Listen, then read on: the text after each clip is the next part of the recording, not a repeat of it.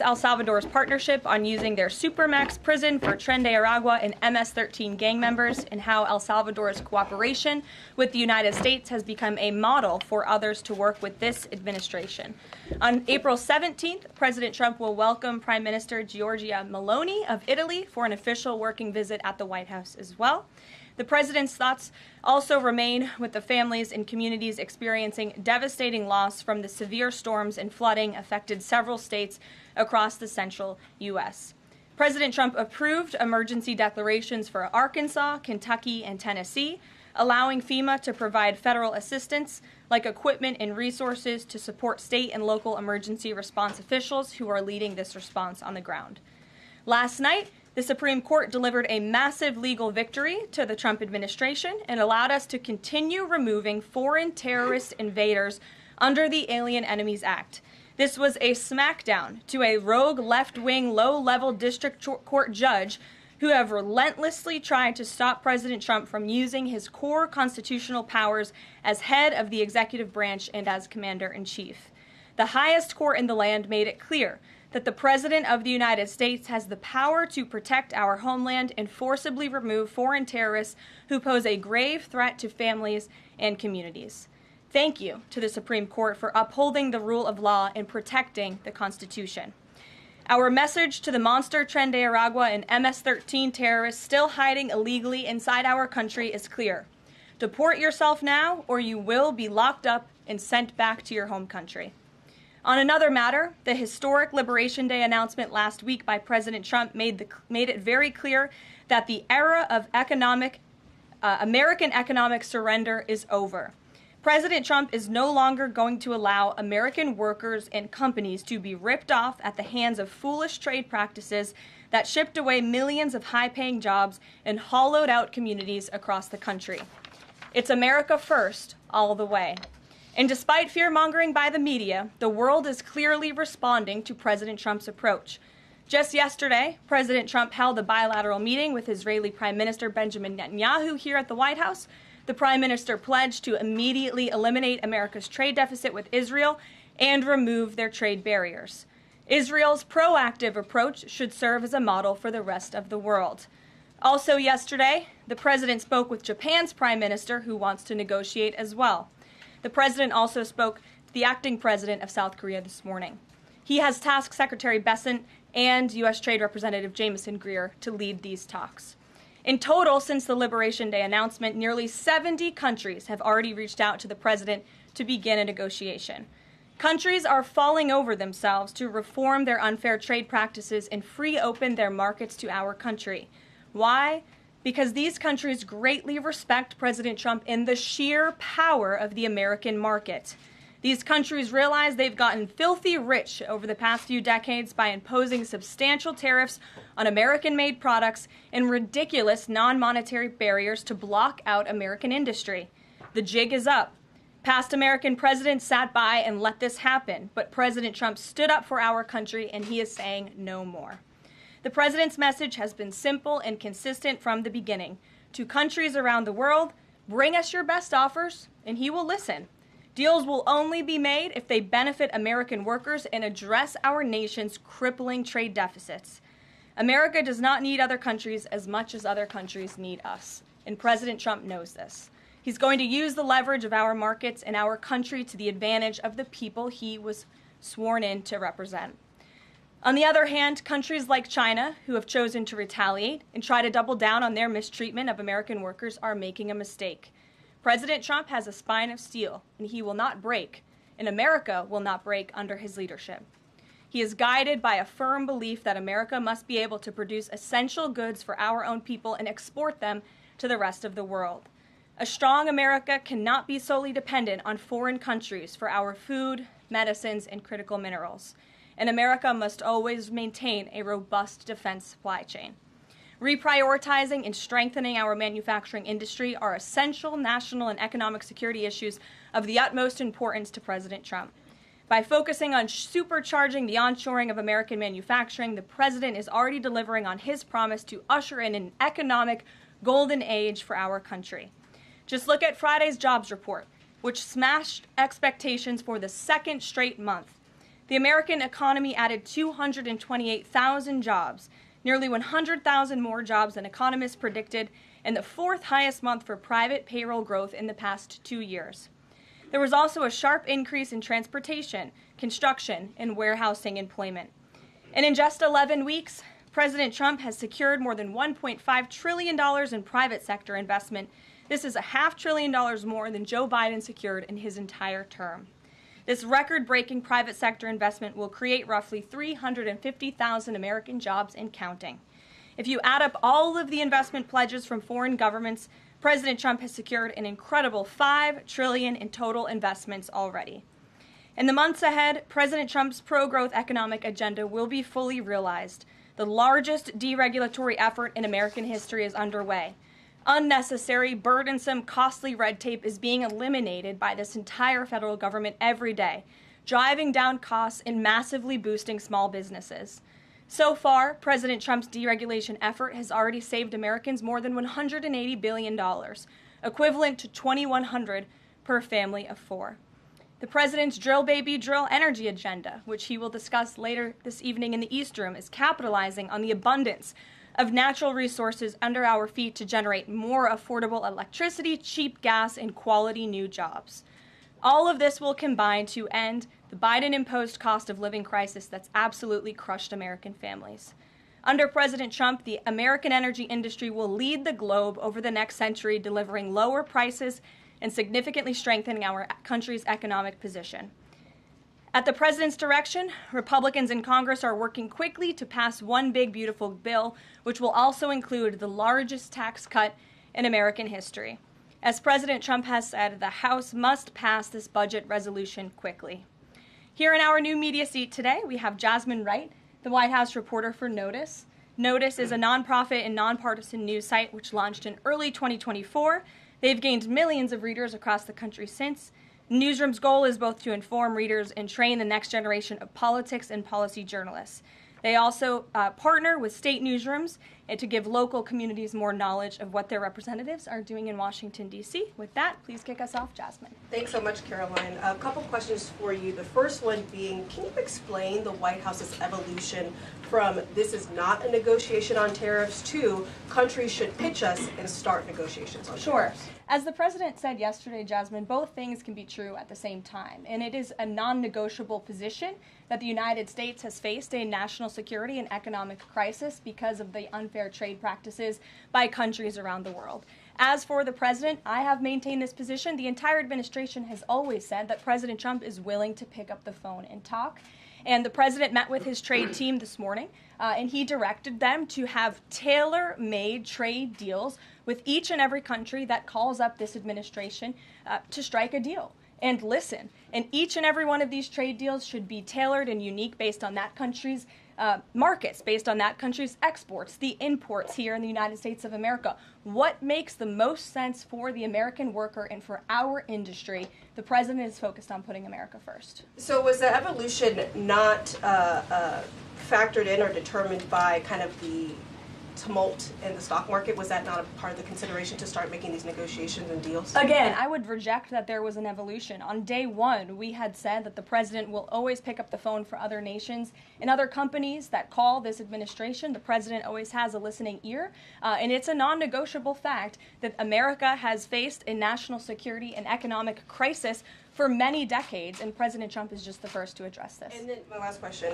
how will negotiations change how much revenue the White House is planning to make from the tariffs? Well, that has yet to be seen, but as the president said, the reciprocal tariffs, which will continue to go in effect as these deals are negotiated and ongoing, will generate trillions of dollars in revenue to the United States. And this is twofold. The president wants to onshore jobs here to the United States of America. He wants to boost our manufacturing industry.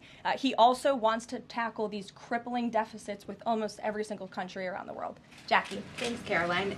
The Treasury Secretary, Scott Bessent, warned that some of these negotiations might take up to months, that we could be doing this through April, May, and into June. And then you had Kevin Hassett say it's going to take a lot for the president to put his signature on the line because he wants to make sure there's a good deal for America.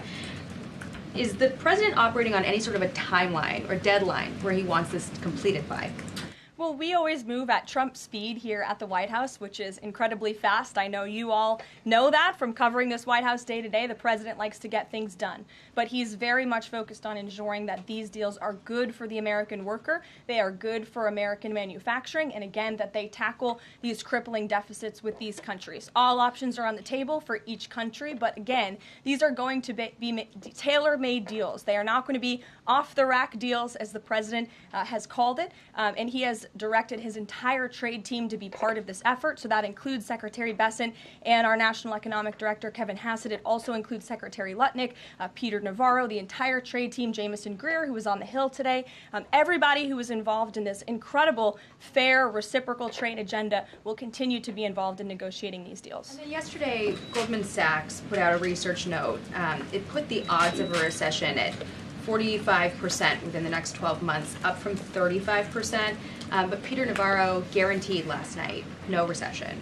Does the president agree with him on that? I know the president in the past has been leery of making definitive statements on that. I can speak for the president, and I can speak for the optimism that he sees in our economy every day. Again, when you talk about the massive deregulatory efforts that are happening across the board, when you talk about how oil prices are down, gas prices are down, egg prices are down, we're cutting costs for the American worker, for the American consumer. We also see trillions of dollars of investments pouring into this country every day, and we're working hard now on the tariff side of the president's economic agenda. But don't forget, the next side of this is tax cuts, and we're counting on Capitol Hill to get those done, the largest tax cuts in history. Does that mean that without those tax cuts coming through, that the likelihood of a recession is greater? No, that's not what I said. I'm just saying be mindful of the whole of government economic approach that this administration is taking every day. Sure. Go ahead. Thank you, Caroline. You just said that one of the reasons these tariffs are going into effect is that some countries have been ripping off the United States, but some of the tariffs target countries like Madagascar, Bangladesh, with very high levels of poverty. So can you explain how the president wants to correct the deficit with those countries? Is there a plan, for example, to onshore the textile industry that these countries are known because, and, you know, just like, can you be specific about those like low income? Sure. Well, first of all, the reciprocal tariff rates that were implemented by country were focused on the monetary tariff that those countries have imposed on the United States, but also the non-monetary tariff barriers and the regulations, if you will, that have been put into effect over the years, making it harder for America to export to these countries. These were very carefully crafted numbers. There was also a 10% baseline tariff across the board, as well, as you know. Moving forward, the president will talk to any country that picks up the phone to call, and I can tell you the phones have been ringing off the hook, wanting to talk to this administration, this president, and his trade team to try to strike a deal. And it's because the world knows that they need the United States of America. They need our markets. They need our consumer. The president has a lot of leverage on his side because he has the best economy and the best country in the world that he leads, and he knows that. And it's about dang time we finally have a president who uses that economic leverage to benefit American workers. And that's what the president is trying to do. Maggie. Caroline, thanks. Does the president endorse something that Howard Lutnick said on television this weekend, which was that the army of millions and millions of human beings screwing in little screws to make iPhones, that kind of thing is going to be moving to the U.S.? Is that how the president envisions manufacturing shifting? And if so, how long would that take, roughly? The president wants to increase manufacturing jobs here in the United States of America, but he's also looking at advanced technologies. He's also looking at AI and emerging fields that are growing around the world that the United States needs to be a leader in as well. So there's an array of diverse jobs, more traditional manufacturing jobs, as you discussed, but also jobs in advanced technologies. The president is looking at all of those. He wants them to come back home. But iPhones specifically, is that something that he thinks is the kind of technology that can move to the U.S.? Absolutely. He believes we have the labor, we have the workforce, we have the resources to do it. And as you know, Apple has invested $500 billion here in the United States. So if Apple didn't think the United States could do it, they probably wouldn't have put up that big chunk of change. Elena. Hi, Caroline. It's clear the president has gotten the world's attention with these tariffs. Is he considering at all potentially holding off on imposing some of them before the deadline, or maybe later reversing them because he's having these negotiations and having these good talks with other leaders? The president was asked and answered this yesterday. He said he's not considering an extension or a delay. I spoke to him before this briefing. That was not his mindset.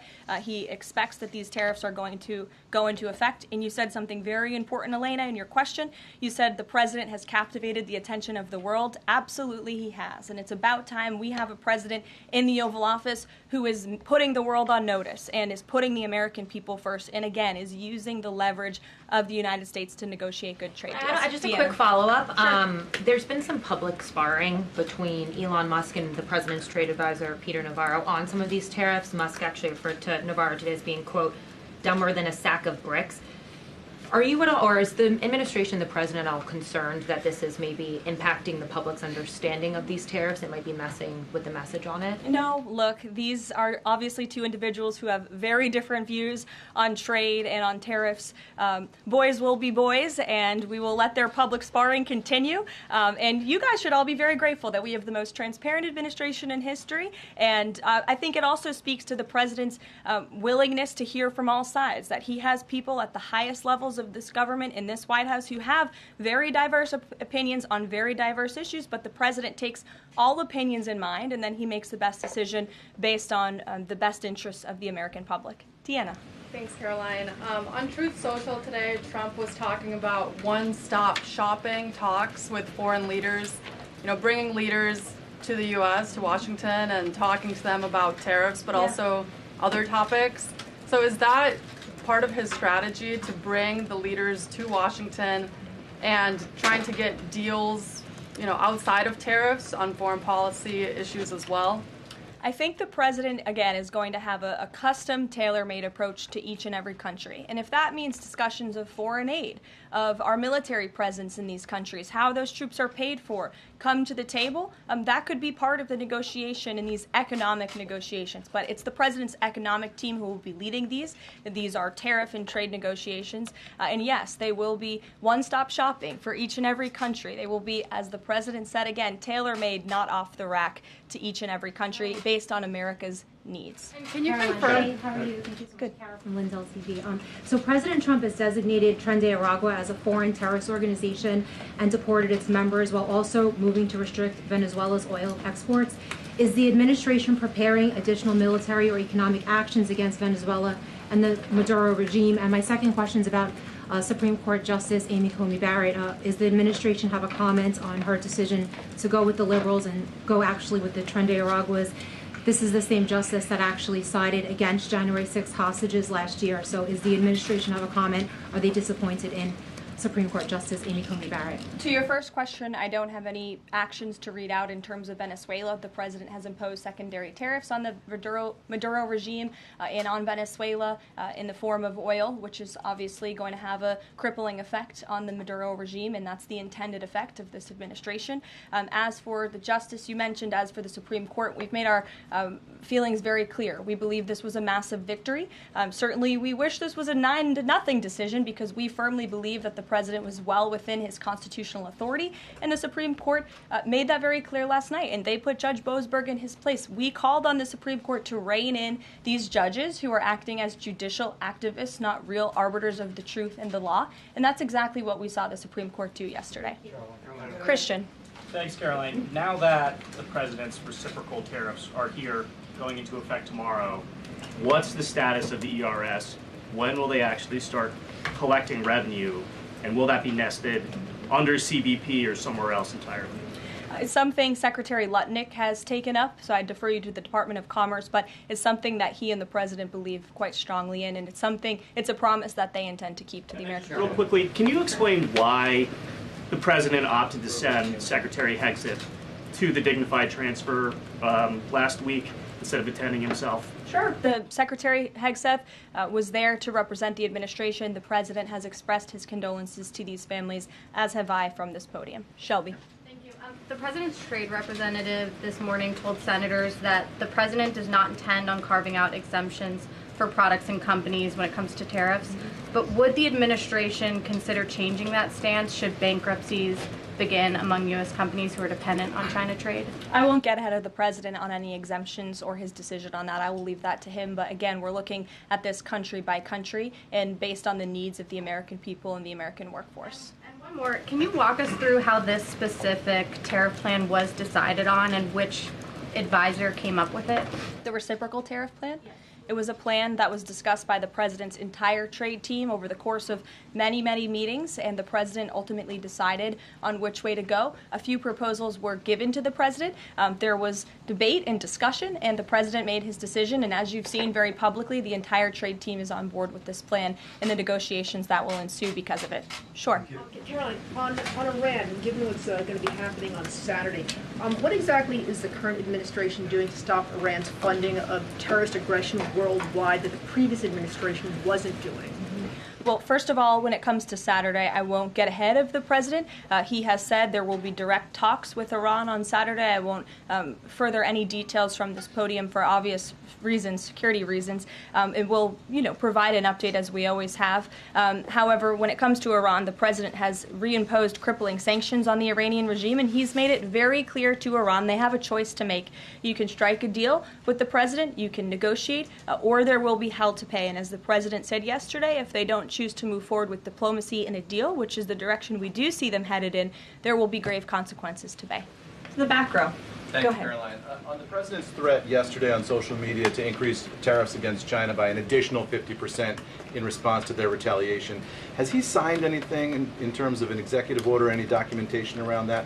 Will that additional 50% go into effect tomorrow? They will be going into effect at 12:01 a.m. tonight, so effectively tomorrow, yes. Work on that today? Of course, as always. To the gentleman in front of you, because that's who I originally called on. Go ahead.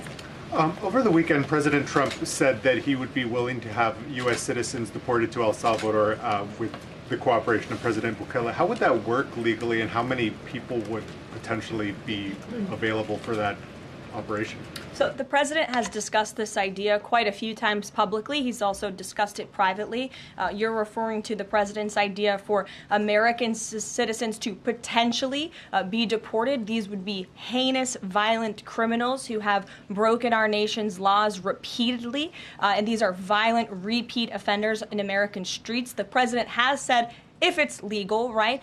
If there is a legal pathway to do that, he's not sure. We are not sure if there is. It's an idea that he has simply floated and has discussed very publicly as in the effort of transparency. Reagan. Thank you, Caroline. There's been more reporting coming out now about President Biden's decline while in the White House. Is the White House considering releasing the audio of Biden's interview with Special Counsel Robert Hur to the public, which the former president had previously blocked? I don't have an update on that, but I can certainly check. I think the American people would be quite interested to hear that tape, but I'll double check on the release of it. Thank you. Michael. Thank you, Caroline. On Saturday, during meetings with Iran, President Trump says high-level officials will be meeting directly with Iranian officials. We're hearing some pushback from Iran now saying those talks will be indirect. Can you clarify?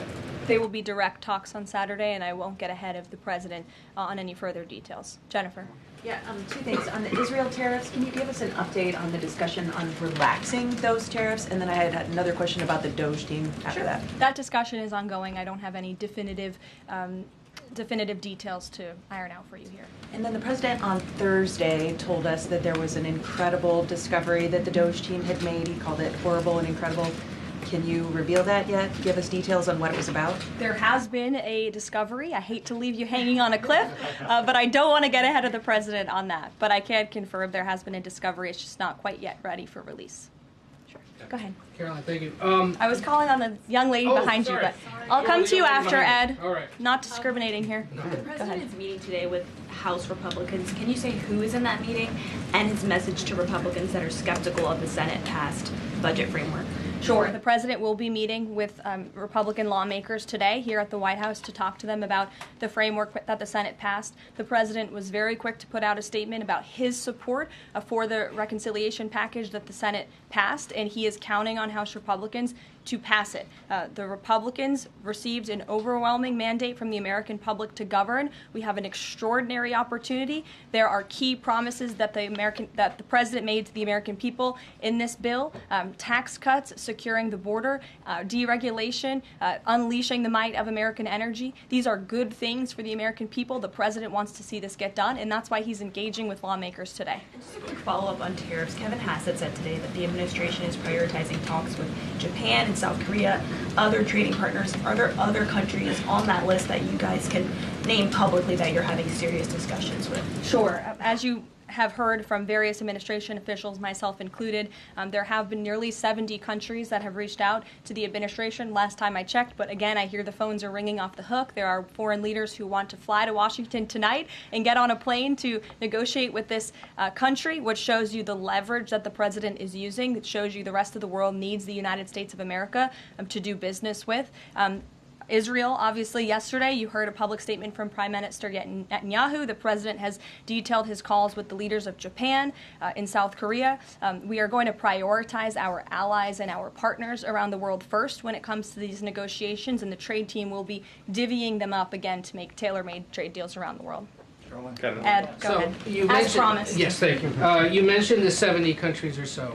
I'm curious, though, under what conditions at this point would President Trump talk to President Xi about tariffs? Look, I just spoke to the president about this, and he believes that China wants to make a deal with the United States. He believes China has to make a deal with the United States. It was a mistake for China to retaliate. The president, when America is punched, he punches back harder. That's why there will be 104% tariffs going into effect on China tonight at midnight. But the president believes that Xi and China want to make a deal. They just don't know how to get that started. And the president also wanted me to tell all of you that if China reaches out to make a deal, he'll be incredibly gracious, but he's going to do what's best for the American people. So China has to call first? The Chinese want to make a deal. They just don't know how to do it. But the president will be implementing these 104% tariffs on China tonight. And under what conditions might he consider lowering tariffs on China at this point? It would be imprudent of me to tell you those conditions here from the podium. Sure, Gabe. Thanks, Caroline. With regards to the Supreme Court ruling on the Alien Enemies Act, you're right, it was a win for the administration, but the justices also said that deportees are entitled to due process. Does the administration agree with that? That's not quite true, Gabe. They said that they are entitled to a habeas petition, and we are going to continue to comply with the law, and we are wholly confident that every single person that has been deported under the Alien Enemies Act, every person that will continue to be deported under the Alien Enemies Act qualifies for that deportation. NBC News is reporting that the administration is considering drone strikes on drug cartels in Mexico. We're citing several officials. This morning, Mexico's president was asked about that, and she said that we reject any of those actions. Your response? I saw that reporting. I don't want to confirm it from this podium. I don't want to comment on it because I'm not sure, but I would defer you to the National Security Council.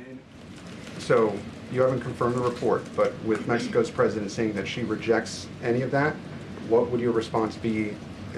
How is the relationship then between Mexico's president and the White House right now over targeting drug cartels? Well, first of all, the relationship between President Sheinbaum and President Trump is quite good, and I think both world leaders would tell you that.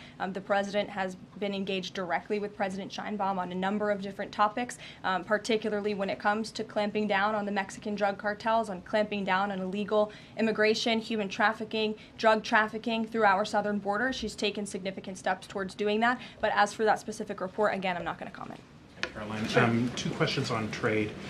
First, as a part of these negotiations, is it possible for countries to lower their tariffs below that 10% bare minimum that's been set? Again, I'll leave that to the president to make those determinations, but I can tell you that 10% universal baseline will go into effect as these negotiations are ongoing. Got it. And then what is your thinking just as far as low labor cost countries? Like if you've got a country like Vietnam that wants to negotiate, but obviously they have some advantages in terms of trade, in terms of the people there are not paid as much as American citizens. What is kind of the thinking? Can they still achieve a good kind of trade outcome with the United States? Well, again, again, you're right to point out that different countries have different labor markets. They have different skills, if you will, different resources, and the president is going to take all of that into account. His team will take all of that into account when they're negotiating these deals. I do just want to point out one thing, that the president, everybody in Washington, whether they want to admit it or not, knows that this president is right when it comes to tariffs and when it comes to trade. In fact, Democrats have long said that the United States of America has been ripped off by the countries around the world. They just don't want to admit it now because it's President Trump who is saying that. In June of 1996, Nancy Pelosi spoke on the House floor. She urged her colleagues at the time to fight against the status quo trade policies that had contributed to America's trade deficit with China. In fact, Nancy Pelosi said, "How far does China have to go? How much more repression? How big a trade deficit? How many jobs have to be lost for the American workers? How much dangerous proliferation has to exist before members of this House of Representatives will say, 'I will not endorse the status quo'?" Those are the words of Nancy Pelosi in 1996. Well, President Trump is finally answering her call 27 years later. Nancy Pelosi can thank President Trump today for the 104% retaliatory tariff that will be going into effect on China. In 2007, Chuck Schumer spoke of our nation's crippling trade deficit, saying, "These are the kinds of records the American people don't want us to be breaking.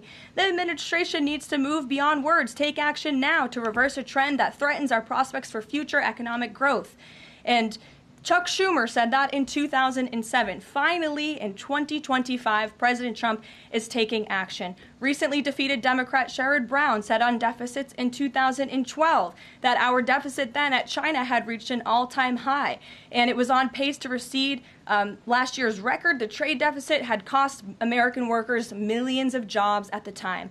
These are the words of Democrats years ago. It is about time America finally has a president who is taking action to restore those millions of jobs back to the United States of America, to boost our manufacturing industry. He's doing what's right for the American people. It will take a lot of labor. It will take a lot of effort. But that's exactly what the American people elected this president to do. He will be talking about our energy agenda at 3 o'clock today over in the East Room, as you all know. He will be signing a bill to unleash the might of our beautiful, clean coal industry in this country, which is a reliable energy source also for AI. There's a great story in Bloomberg today, actually, about the executive order that will be signed later. So we'll see you all there. I'll let the president speak more. We'll see you later. Thanks, guys.